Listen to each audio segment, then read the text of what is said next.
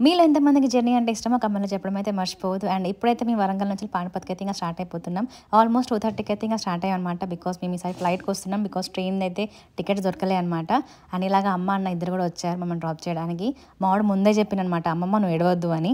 So ఇంక అమ్మ ఏడవలేదు. And ఎందుకో ఈసారి నేను అంత ఎమోషనల్ అవ్వలేదనమాట. బికాజ్ ఫస్ట్ నేను స్ట్రాంగ్‌గా ఉండాలి కదా అని. అండ్ ఇలాగైతే మమ్మల్ని డ్రాప్ చేసి ఇంక వెళ్ళిపోయారు.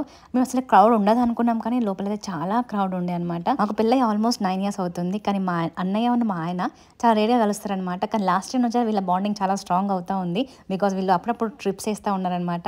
సో మా ఆయన చూడంగానే ఇంక ఏడుపు వచ్చేస్తుంది. సో అన్న కంట్రోల్ చేసుకుంటుండే.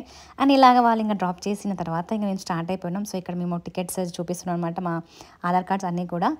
ఇంట్లో ఇద్దరు పిల్లలు ఉన్నప్పుడు ఒకళ్ళైతే మాట వినకుండా ఉంటారు కదా. సో అలా మా పాప అనమాట. అండ్ ఇలాగ తను కూర్చోబెట్టేదాకా విడిచిపెట్టలేదు. అండ్ ఇలాగైతే మా జర్నీ స్టార్ట్ చేస్తున్నాము.